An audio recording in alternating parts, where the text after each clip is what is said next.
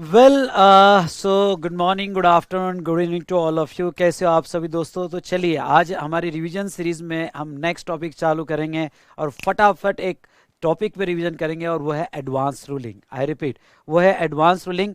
तो बेटा यहाँ पे इसका जो चार्ट है आपको नीचे डिस्क्रिप्शन कॉलम में मिल जाएगा और कि गूगल लिंक मिल जाएगी, वहाँ से आप डाउनलोड कर सकते हो और A3 पेज पे आप प्रिंट कर सकते हो फॉर क्लियरली विजिबिलिटी।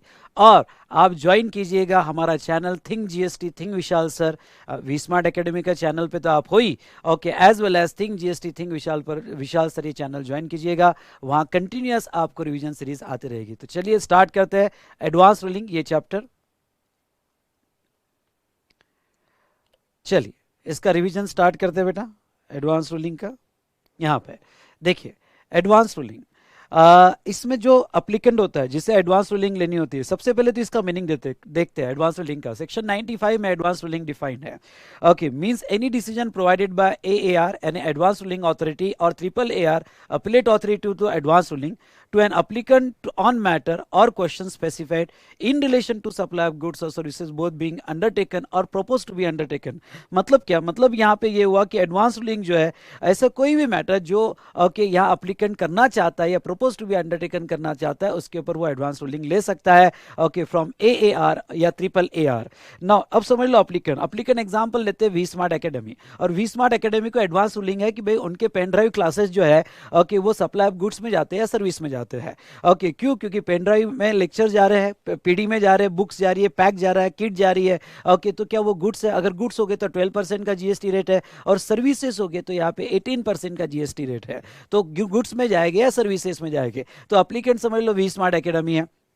तो नाउ अप्लीकेंट, अप्लीकेंट मतलब registered person desires to obtain a registration. मतलब क्या? अप्लीकेंट कोई भी रजिस्टर, आइदर रजिस्टर्ड पर्सन हो सकता है और रजिस्टर्ड पर्सन हो सकता है, और यहाँ पे एक वर्ड ऐड कर दूंगा, और a person desires to obtain a registration. मतलब जो रजिस्ट्रेशन GST में लेना चाहता है वो एडवांस रूलिंग ले सकता है।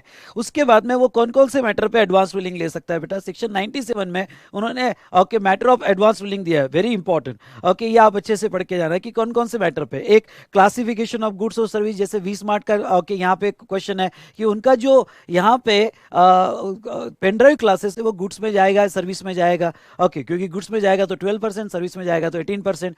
दूसरा, applicability of any notification, GST में कोई भी नोटिफिकेशन आया होगा तो वो अप्लीकेबल होगा या नहीं होगा। Determination of time and value of supply, उसके ऊपर भी एडवांस रूलिंग ले सकते हैं। एडमिसिबिलिटी ऑफ द ITC मिलेगा या नहीं मिलेगा, इस सब्जेक्ट मैटर पे भी एडवांस रूलिंग ली जा सकती है। डिटर्मिनेशन ऑफ लाइबिलिटी टू पे टैक्स, ओके, कोई पर्टिकुलर मैटर पे मेरी GST लाइबिलिटी आएगी या नहीं आएगी, उस पर भी ले सकता हूँ। उसके बाद में whether applicant is required to be registered under GST, उसके ऊपर भी एडवांस रूलिंग ले सकता हूँ। या whether any particular thing is a supply of goods और सर्विस, यानी कोई भी पर्टिकुलर 71A 71B और 71C में आता है नहीं आता है, वो सप्लाई बोला जाएगा या नहीं बोला जाएगा, उसके ऊपर भी एडवांस रूलिंग ली जा सकती है। लेकिन वेरी वेरी इंपॉर्टेंट नोट जो आप सभी ने ध्यान देना है, वो इंपॉर्टेंट नोट क्या है बेटा? वो है कि कुछ मैटर पे एडवांस रूलिंग नहीं ली जा सकती। एक है determination of place of supply, और दूसरा प्रोसीजरल एस्पेक्ट लाइक ई वे बिल, रिटर्न डॉक्यूमेंट, इसके ऊपर एडवांस रूलिंग नहीं ली जा सकती। प्लेस ऑफ सप्लाई पे एडवांस रूलिंग नहीं होगी। सर क्यों? प्लेस ऑफ सप्लाई की डिटर्मिनेशन पे एडवांस रूलिंग क्यों नहीं होगी? क्योंकि एडवांस रूलिंग अथॉरिटी ये स्टेट के अंडर में फॉर्म होती है बेटा। ओके, तो स्टेट गवर्नमेंट के अंडर में फॉर्म होने की वजह से प्लेस ऑफ सप्लाई ये मैटर जो है दो स्टेट का इन्वॉल्व है, ये सेंट्रल मैटर है। और अपील का भी अगर आपको याद होगा तो अपील के केस में भी प्लेस ऑफ सप्लाई का केस डायरेक्टली सुप्रीम कोर्ट के पास जाता है। तो ऐसे केस में प्लेस ऑफ सप्लाई का मैटर होगा तो इस पर CBIC क्लैरिफिकेशन आया, और CBIC क्लैरिफिकेशन ने क्लियरली कह दिया कि प्लेस ऑफ सप्लाई का मैटर एडवांस रूलिंग में नहीं जाएगा। बाकी सब मैटर जो है A to G, ये इंपॉर्टेंट है, क्वेश्चन आ सकता है, ये मैटर जो है एडवांस रूलिंग में जा सकते हैं, और प्रोसीजरल मैटर जो है वो एडवांस रूलिंग में नहीं जाएंगे, जिसके कुछ एग्जांपल्स मैंने यहां लिए। चलो, वी स्मार्ट एकेडमी जो है या एडवांस रूलिंग लेना चाहता है। मतलब क्या? मतलब यहाँ पे एडवांस रूलिंग एक ऐसी अथॉरिटी है जो स्टेट गवर्नमेंट के अंडर में फॉर्म हुई है और जिनका डिसीजन जो है लीगल बाइंडिंग होता है। ओके, यानी अगर आपको लॉ में कंफ्यूजन है, कुछ एक्टिविटी पे कंफ्यूजन है, तो अगर आप इनका डिसीजन लेते हो तो उसको लीगल बैकअप होता है, और उसके क्या बेनिफिट्स होते हैं मैं आपको आगे बताऊंगा। तो आपको एडवांस रूलिंग में जाना है वी स्मार्ट को, तो वो अप्लीकेशन देगा ARA 01 में। ओके, और फीस होगी 5,000 रुपए, और ये 5,000 रुपए फीस देके वो यहाँ पे एडवांस रूलिंग में जा सकता है। Just a minute, okay, 5,000 fees देके वो एडवांस रूलिंग में जा सकता है। उसके बाद में एडवांस रूलिंग अथॉरिटी क्या करेगी, प्रोसीजर समझ लो। Okay, advance ruling authority state government के अंदर every state wise advance ruling होगी। ओके, हर स्टेट की एडवांस रूलिंग अथॉरिटी अलग अलग बनेगी। इसमें दो मेंबर होंगे, एक टेक्निकल मेंबर, टीएम मतलब टेक्निकल मेंबर सेंट्रल का होगा, और एक टेक्निकल मेंबर स्टेट का होगा। ओके, तो अगर मैंने एप्लीकेशन एडवांस रूलिंग अथॉरिटी को दे दिया, उसके बाद में क्या होगा, वो एप्लीकेशन फॉरवर्ड करेंगे कंसर्न ऑफिसर को। ओके, ये कंसर्न ऑफिसर क्या होता है, ये कंसर्न ऑफिसर एक नोडल ऑफिसर होता है, जो यहाँ पे कि ये एडवांस रूलिंग ऑफिसर का एप्लीकेशन चेक करता है। अभी एप्लीकेशन में क्या चेक करता है, इसके लिए मैं थोड़ा ये पॉइंट पे आना चाहूंगा। ओके, ये पॉइंट पे मतलब आपकी एडवांस रूलिंग कब एडमिट होती है, तो उसमें एक पॉइंट बड़ा इंपॉर्टेंट है, वो है application shall not be admitted if question raise in the application is already pending और decided in any proceeding of an applicant. समझ लो वी स्मार्ट एकेडमी है, और वी स्मार्ट के रिलेटेड ये क्वेश्चन जो है कि भाई पेन ड्राइव क्लासेस जो है वो गुड्स में जाएगा या सर्विस में जाएगा, ये ऑलरेडी कहीं पे पेंडिंग है, कोई भी प्रोसीडिंग में पेंडिंग है। समझ लो वी स्मार्ट की एक ब्रांच दिल्ली में है, और दिल्ली में ये मैटर मैंने वहां पे ओके, हो सकता है कि ये अपील में पेंडिंग होगा, हो सकता है वहां पे भी मैंने एडवांस रूलिंग ली होगी उससे, तो वहां पेंडिंग होगा। ओके, या हो सकता है कोई ओके प्रोसीडिंग यानी यहाँ पे show cause notice demand order, ये प्रोसीडिंग में पेंडिंग होगा, या अपील के पास पेंडिंग होगा। यानी इस एक्ट की कोई भी प्रोसीडिंग में अगर वो मैटर इसी एप्लीकेंट, आई रिपीट, इसी एप्लीकेंट के बारे में पेंडिंग होगा, तो ऐसे सिचुएशन में आपको एडवांस रूलिंग नहीं मिलेगी। अब ये एडवांस रूलिंग, जैसे मैंने महाराष्ट्र में उसी मैटर पे एडवांस रूलिंग डाला, और दिल्ली में वो मैटर मेरा पेंडिंग है। ओके, दिल्ली में मेरी एक ब्रांच है, रजिस्टर्ड है, एप्लीकेंट सेम है, और वो मैटर पेंडिंग है। तो ऐसे सिचुएशन में महाराष्ट्र की एडवांस रूलिंग अथॉरिटी को कैसे पता चलेगा, क्योंकि ये तो स्टेट वाइज बनती है। तो ऐसे केस में ये जो है एप्लीकेशन नोडल ऑफिसर, जिसे हम कंसर्न ऑफिसर कहते हैं, उसको फॉरवर्ड करते हैं, और कंसर्न ऑफिसर के पास ये सब डेटाबेस होता है। वो चेक करता है कि क्या सेम केस कहीं पे कोई प्रोसीडिंग में पेंडिंग तो नहीं है। ओके, कोई अदर स्टेट में या सेम एप्लीकेंट के केस में कोई अदर प्लेसेस पे पेंडिंग तो नहीं है। वो अपनी रिलेवेंट रिकॉर्ड सबमिट करता है एडवांस रूलिंग अथॉरिटी के पास। उसकी रिपोर्ट आने के बाद एडवांस रूलिंग अथॉरिटी देखती है कि नहीं, ये केस कहीं और पेंडिंग नहीं है, तो आपका केस एडमिट कर दिया जाता है, नहीं तो आपका केस रिजेक्ट कर दिया जाता है, और रिजेक्शन में अपॉर्चुनिटी ऑफ बीइंग हर्ड आपको दिया जाता है।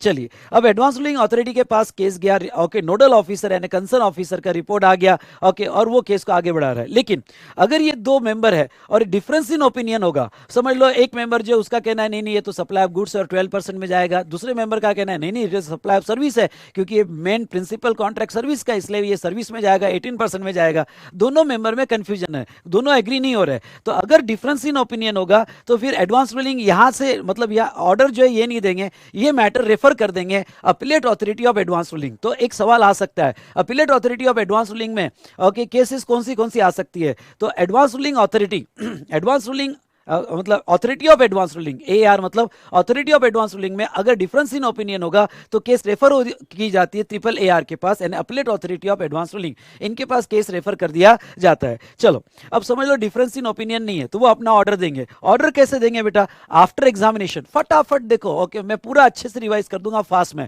ओके, तो after examination material place by the applicant, जो भी एप्लीकेंट ने मटेरियल दिया, जैसे वी स्मार्ट एकेडमी ने उनको मटेरियल दिया कि भाई क्यों ये सप्लाई ऑफ गुड्स में जाना चाहिए, क्यों 12% में जाना चाहिए, हर फैक्ट प्रोड्यूस कर दिए। ओके भाई, हमारा प्रोडक्ट मूवी जैसा होता है, पैक गुड्स होता है, बुक्स भी पैक होती है, एवरीथिंग मैंने एडवांस रूलिंग अथॉरिटी को दिया। ओके, तो after examining that material facts, और जो उन्होंने गैदर्ड किए, और after giving opportunity of being heard, वो मुझे एडवांस रूलिंग ऑर्डर दे देंगे।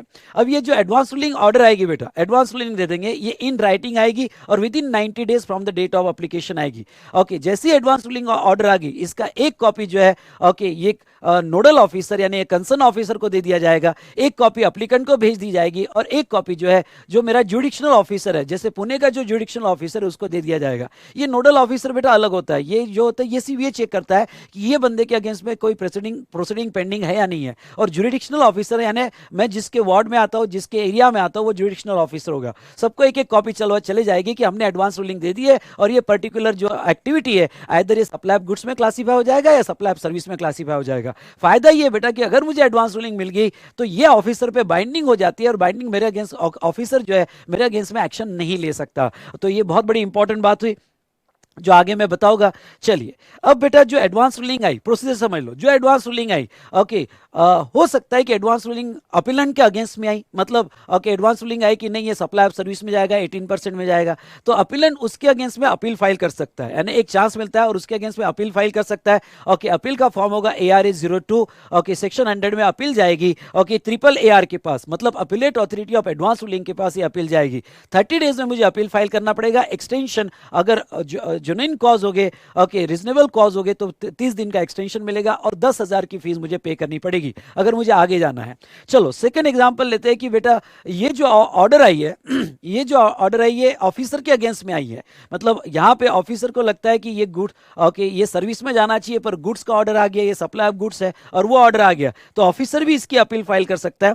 यानी हो सकता है कि यहाँ पे कंसर्न ऑफिसर या जुडिक्शनल ऑफिसर दोनों में से कोई भी अपील फाइल कर सकते हैं। ओके, यानी नोडल ऑफिसर या जुडिक्शनल ऑफिसर अपील फाइल कर सकते हैं और वो अपील ARA 03 में फाइल करेंगे। फॉर्म याद रहा तो ठीक, नहीं तो याद करने की जरूरत नहीं है। सेक्शन 100 में अपील जाएगी with in 30 days of that advance original advance ruling order, और एक्सटेंशन 30 डेज का मिल जाएगा, पर इनको कोई फीस नहीं लगेगी। अब ये ऑर्डर चलेगी बेटा यहाँ पे appellate authority of advance ruling. Okay, जो सेक्शन 99 में यहाँ पे दो ऑफिसर होते हैं जो कॉन्स्टिट्यूटेड अंडर सेक्शन 99। ओके, दो ऑफिसर होते हैं, एक टेक्निकल मेंबर ओके सेंट्रल का होता है और एक टेक्निकल मेंबर स्टेट का होता है। ये जनरली ओके कमिश्नर्स ही होते हैं, ओके, एडिशनल ज्वाइंट कमिश्नर्स होते हैं जो अपॉइंट किए जाते हैं एज एडवांस रूलिंग।